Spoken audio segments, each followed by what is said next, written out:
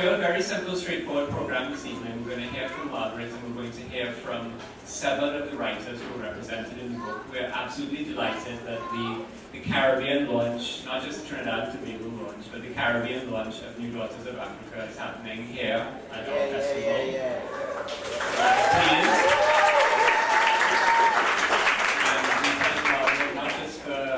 The original idea to edit the original Daughters of Africa and then New Daughters of Africa, and putting all this energy into creating this wonderful book. We also thank the British Council, who in their generosity are supporting this event this evening. That may seem a bit odd. Why is the British Council supporting New Daughters of Africa? But Margaret is British. The publisher of the book is British-ish. And maybe the British feel they owe something to the Daughters and Sons of Africa, I don't know. But the lovely drinks that you've had out on the terrace that you'll have after the event are courtesy of the British Council, so thanks to them. So I'm going right now to introduce my colleague Marina Solandi-Brown, who I think as you all know is the founder and head of the NGC Focus Filter. She's also one of the authors in the book. So Marina is not just the brains who makes the festival run, she's also a writer. And she's going to say a few words before we hear from Margaret. So please welcome Marina.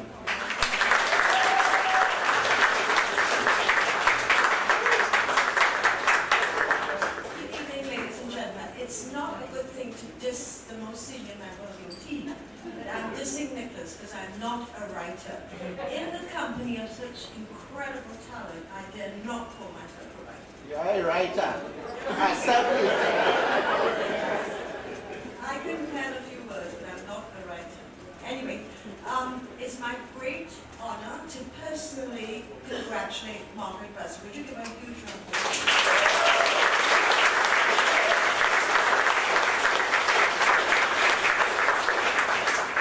Margaret and I go back a long way.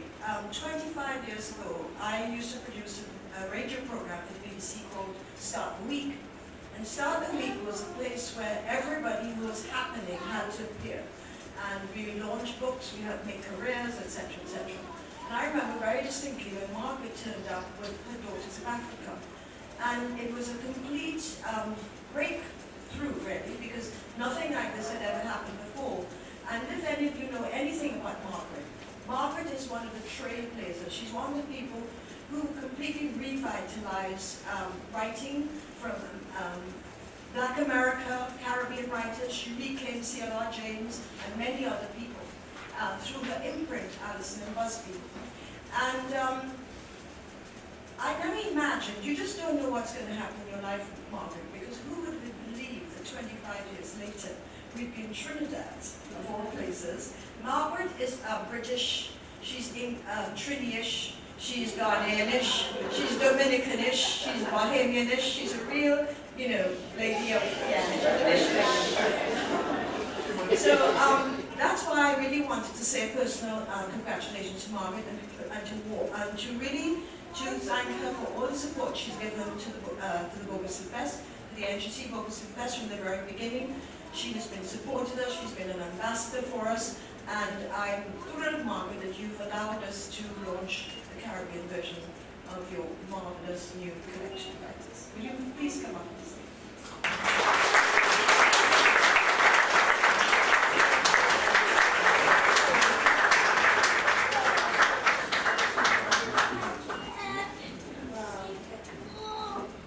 Thank you all for being here, and what an honor and a pleasure it is, and a privilege to be launching New Daughters of Africa here tonight.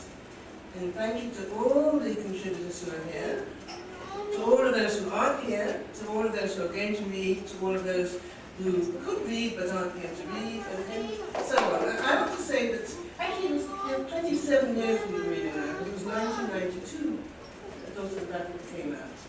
And it unfortunately went out of print. And it had a lot of wonderful writers in it. One or two are here tonight. And we decided that we wanted to do another edition. We wanted to do it in a way that would make a difference. We have an ongoing legacy. So we thought we're going to try and have some sort of an African charitable outcome from it. So I approached approached, I keep saying we, I'm also royal we, but I approached as many writers as I wanted, as I could reach, whose emails I had or whatever, telling them about it, asking them whether they'd like to be in it, how they'd like to be represented in it. And they all agreed to waive their fees. And as a result, there's an award that's come out of this anthology from SOAS, the School of Oriental and African Studies at London University, which will enable an African woman student to have a free course of study and free accommodation because of this, and because of the generosity of all the authors.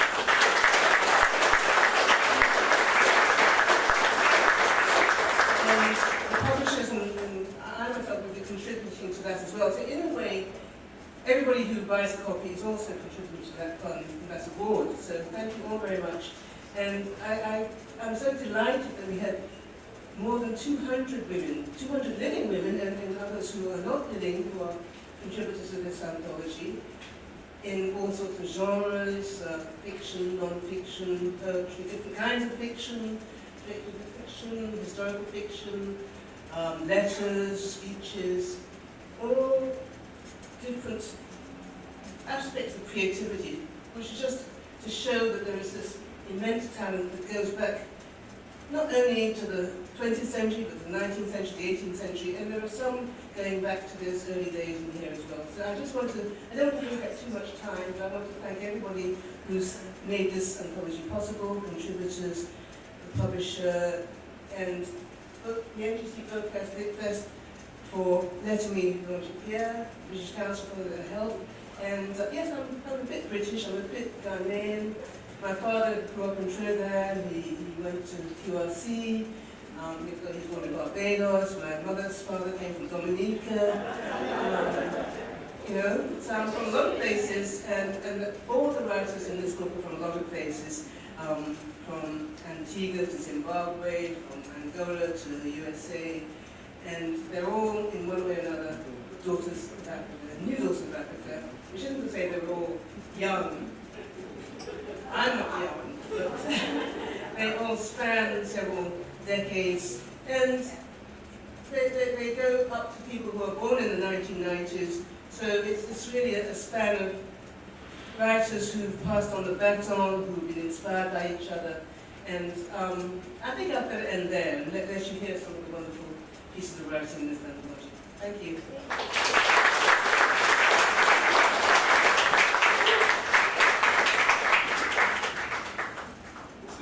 There's so many writers in this book. There are actually so many just here at the festival and the audience here tonight that if every single one of them had read, we might be here till tomorrow morning, which would be great, except that we need a bit of sleep. So we've had to make some very, kind of difficult choices. So we've got 6 of the writers represented in the book who will be reading for us tonight. There are others in the audience who are reading at other events, doing other events throughout the festival, so there are chances to catch many of them. And when the event is over and you've bought your book and you're ready to get them signed, you can probably get like about 10 or 12 signatures just from the audience tonight of writers in the book.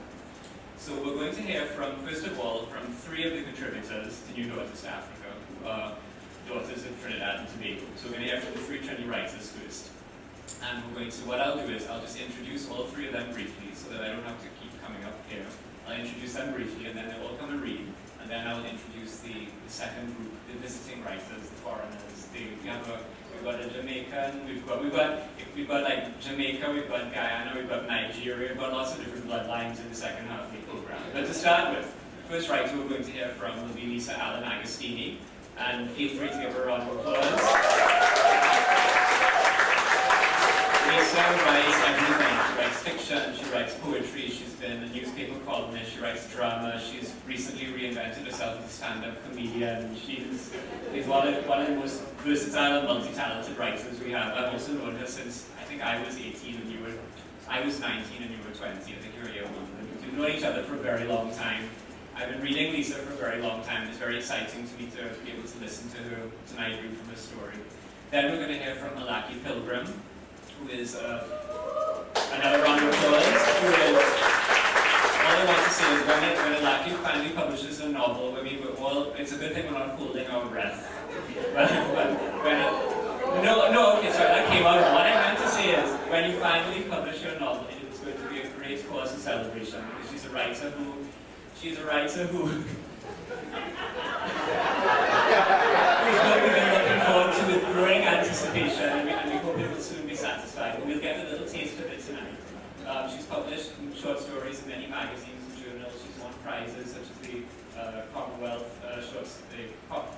the Caribbean Regional Prize in the Commonwealth Short Story Competition more than once. And as I say, we're eagerly awaiting the novel, and maybe what we're going to hear from her tonight is a little taste of that. And then we're going to hear from Atillah Springer. Again, one of the people who does everything. She's a writer, she's a media person, she's been a newspaper columnist, she used to have a TV show, as I only remember this morning when we were introducing another event. What was it called again? New Voices, yeah. And she's an activist, she's many, many things. She's also a Juveus, right. Most important, and flag woman. I was leaving flag woman for last, that's the most important thing. And I just want to say, as Margaret mentioned, M2 Springer, was one of the writers of the original Daughters of Africa. And Atillah Springer is M2's daughter. So we actually have a generational link between these two editions of the book, which I think is very exciting, is very special.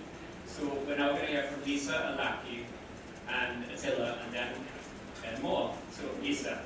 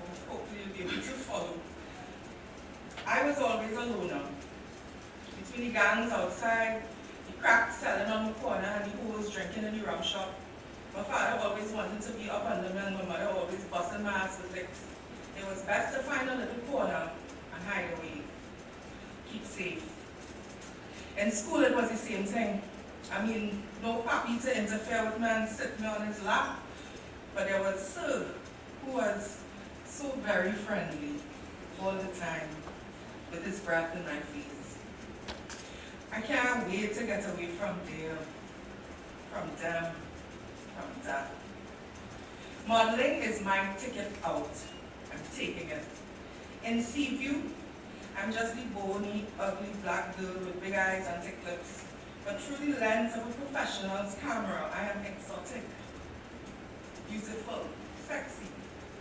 I am the right size, the right shape, the right color for once in my life, and of course, I'll take it. I can't wait until I get off this island for good. These fat pigs slobbering on the chicken bones in their disgusting brown mess. They couldn't understand. KFC is meat. Meat is protein. Protein is good. Carbs are bad.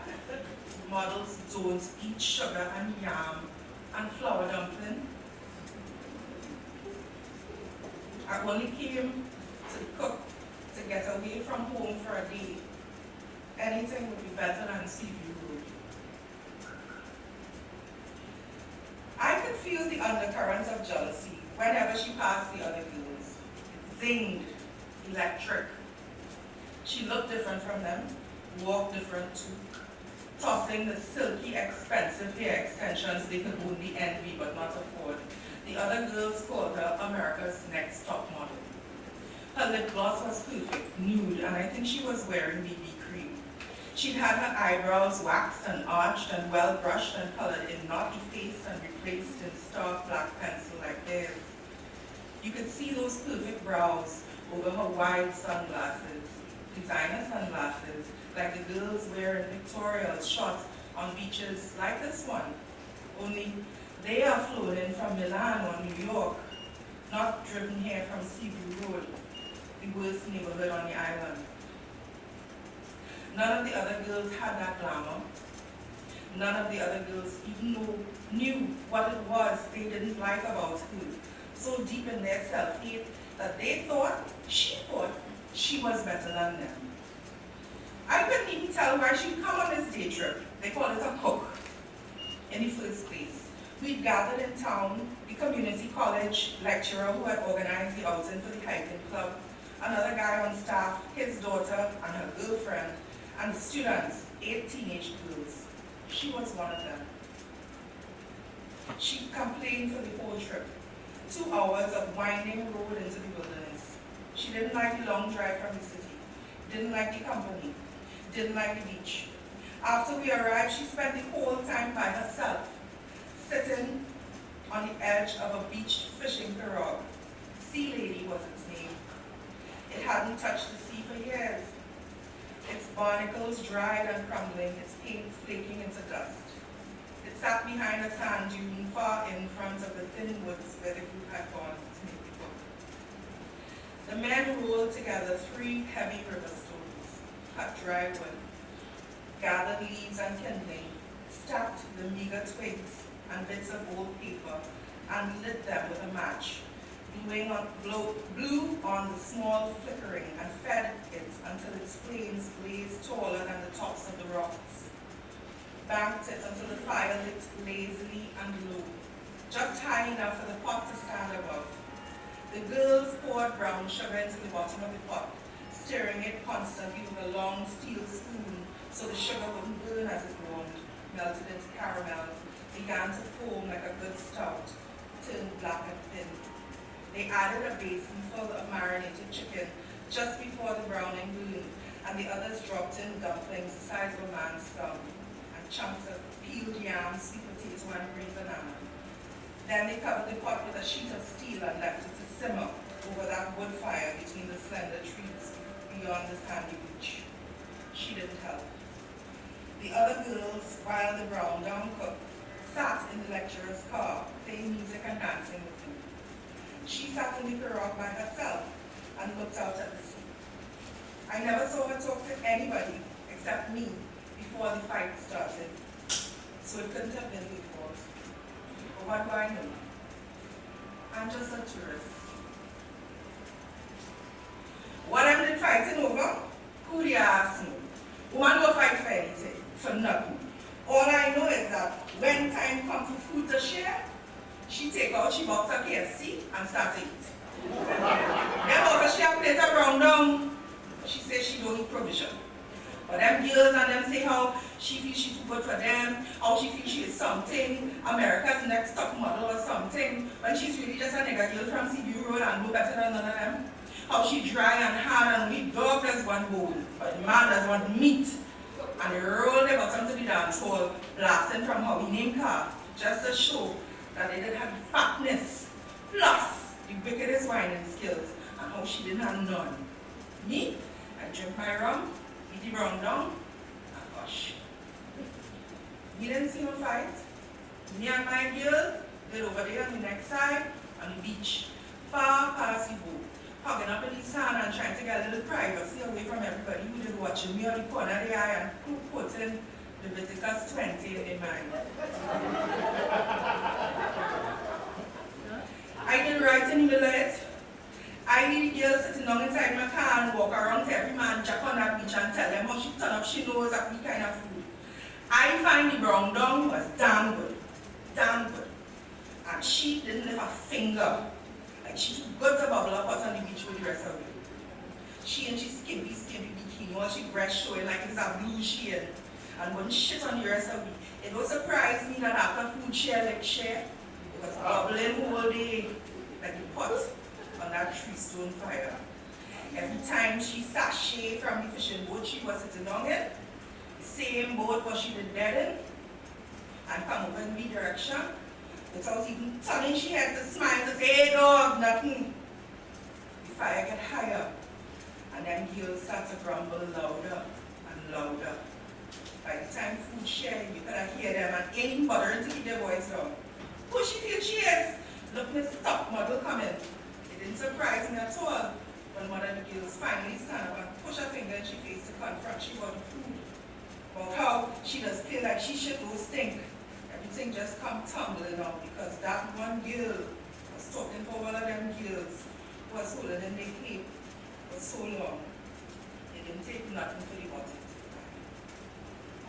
Thank you.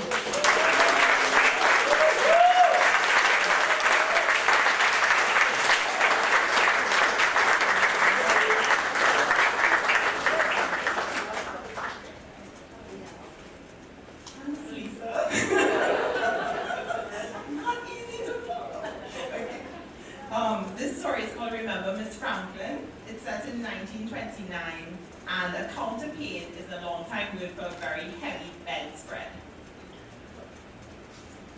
Catherine catches herself standing, staring out into the trembling air. The school children have stopped singing their times tables. Why remember that now? It is years since her parents have crossed over, and she's a grown woman. There is washing to be done. The rainwater collects in a drum at the side of the house. She adds lime so that she can use it to wash. She moves water from the drum to the stone sink with a metal pail, careful not to waste a drop. With the rush of pouring water, she's a little girl again, poised inside the entrance of Harrison's caves. Back then, it was the sound of the water that drew her in deeper after playing in the hot sun outside.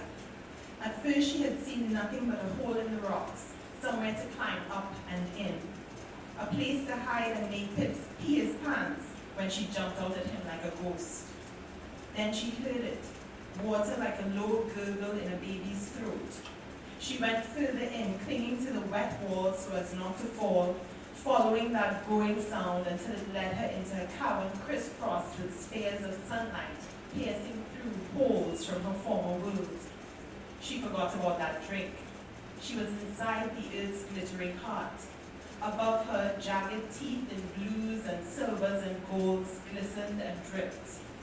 Out of the shadows, copper branches of rock reached down between misshapen pillars, while crystal trees struggled to break free from the earth and walk free into the light. She heard the river bubbling through, singing a forgotten language, but could only catch glimpses of it on the ground ahead, spots of reflected light. She could have stayed there forever, been queen of that world. Now look how things had turned out. So many trips before the stone sink at the back of the house is filled. Sweat soaks the head tie that keeps her short plaits in check. She pushes the counterpane under the water with both hands, holds it down, rubs it with blue soap, scrubs it over the hard ripples of the jugging board until her arms ache, thinking, who else could I have been? There in that cave of wonders of her childhood, she could have been queen, but she does not want that now. She remembers Pips on his way to the war, Philip David Percy, the one and only, with his long-legged stride, turning heads in his brand new uniform. Turning all them girls' heads, she teased him. Everyone except yours, he threw back in her lap, and a silence fell between them. Pips with that leopard smile wiped from his face, in the uniform so stiff and different that it felt like she was seeing him for the first time. He stood close enough to touch her and said, I got to go now, Catty, the only one who ever called her by that name. Now she grips the counterpane's wet softness, white as the fog he once described to her in letters, creeping over the stealthy river Thames. The sun burns her face. It is time to get back about her work. She is not a child, and Pips is no longer with her. Sweat seeps out of her pores. Her petticoat clings to her skin. Her head tie slips to one side. The parts in her hair like shallow gullies after the rain, before the sun magics the moisture back into the air. When Pips was killed, it took months for the news to reach her.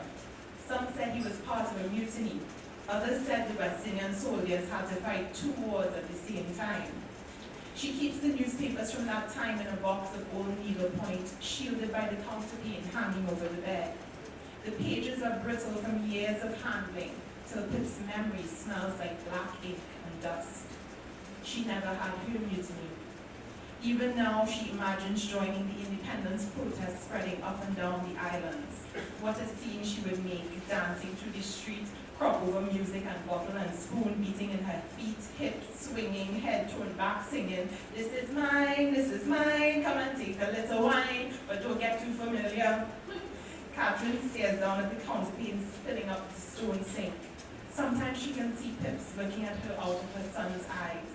1 minute they're full of love, at other times accusing. In their brown depths, everything changes. His face writhes in pain, breaks out in yellow blisters. It is Pip's face, covered in mustard gas, even though she cannot smell it. His eyes leak pus, but he does not cry out. Men groan in holes in the ground. Gunfire and echoes of bombs. Smoke clouds her vision. Pip's face alters. She sees the king in whose name they went to war. He is a head severed and unchanged, floating on stamps stuck on letters to London, lost at sea now. Ink blotting, running out. She sees counterpanes in the Queen Consort in Buckingham Palace, marooned on her own kind of island. She thinks of all the women she could have been. Are they as afraid as she is of the darkness inside, of things buried deep, still fighting to come to light? She runs her hands along the edge of the stone sink. Her fingers graze the cracks webbing its surface. Her palms ride the washboards and yielding ripples. She could break herself on this stone 1,000 times. Something vast and deep and unnamed keeps its head below the surface of the water. She can feel it rising in her throat, pressing up under her skin as if it is about to break through. Ooh.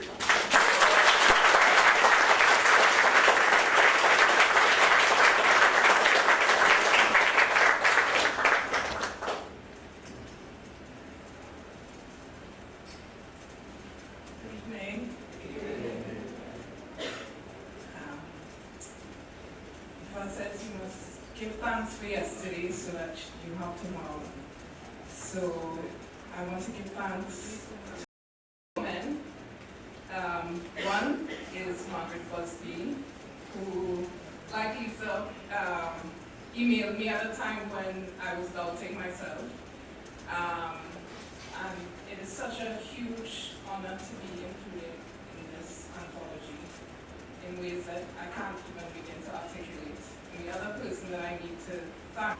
Not only did she give birth to me, but she surrounded me with so much to show me who I was and who I am and who I could be. And one of those things was Margaret's anthology, which introduced me to so much. Anyway. This piece is called Castle in the Sand, and it was written on my first visit to the African continent, and I actually went to Ghana with my, which was itself a trip. At a bend in the road, you turn right at the University of Cape Coast, and the sight of the sea is startling.